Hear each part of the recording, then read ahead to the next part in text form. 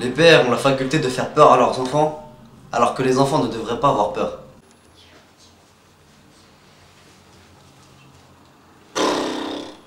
Anouar, viens ici!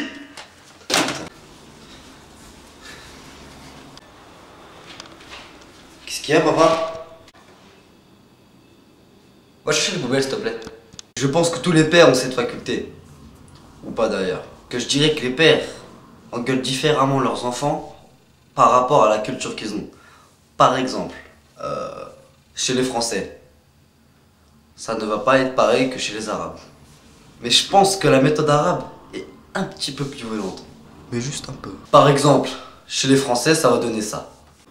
Tu seras privé de dessert ce soir. Oh non, papa, s'il te plaît! Mais chez les Arabes, c'est un petit peu différent. Encore un peu. Allah ya'nar jaddak. Mais que ton père il soit arabe ou français, ou noir ou chinois, je pense que le moment où t'as le plus peur de lui, c'est pendant la remise des bulletins. Surtout quand tu sais que t'as fait un trimestre de merde, avec un comportement de merde et des notes de merde.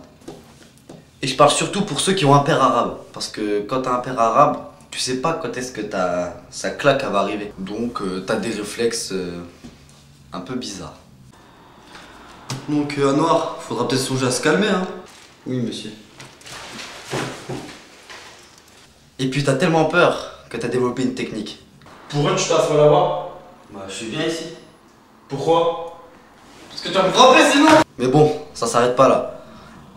Parce que quand la réunion est terminée, il t'emmène dans la voiture. Et là, le moment de stress ultime. Tu vas voir dès qu'on va rentrer à la maison, tu vas voir.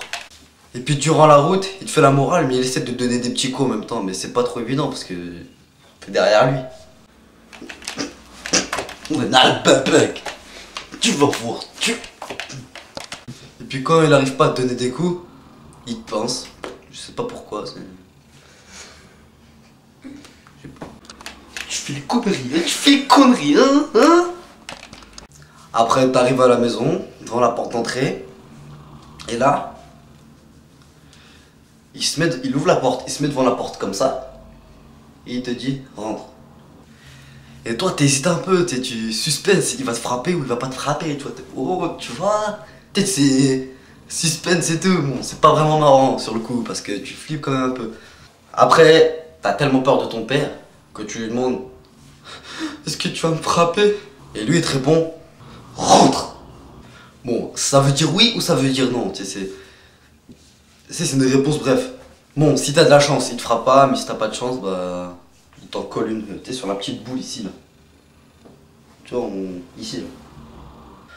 Bon, après tu rentres à la maison, il t'effonce, ok, normal, voilà. Maintenant, quand ton père te frappe, t'as deux règles fondamentales à respecter avec précision. Numéro 1, ne jamais rigoler quand ton père te frappe. Parce que quand tu rigoles, c'est comme si tu lui en demandais. En gros, tu lui dis excellent, amazing. Règle numéro 2, ne jamais esquiver un coup quand ton père te frappe. Parce que quand tu esquives un coup de ton père, lui il voit ça. Même pas capable de me donner un coup, vas-y. Merde. Bon, après parfois il te frappe pas et il t'engueule. Et là par contre, t'as vraiment pas intérêt de rigoler. Parce que quand il te frappe, il est concentré sur les coups qu'il est en train de te mettre.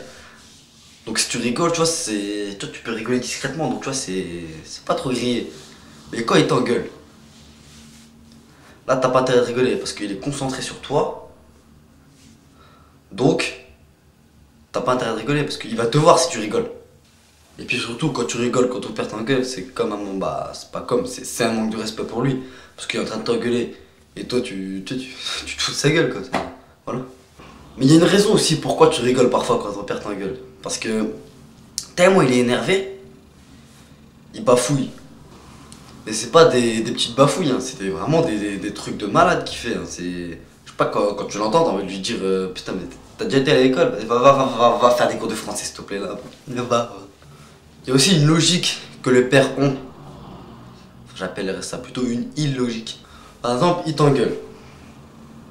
Pour l'instant, tout est normal. toi, t'es influencé par sa colère.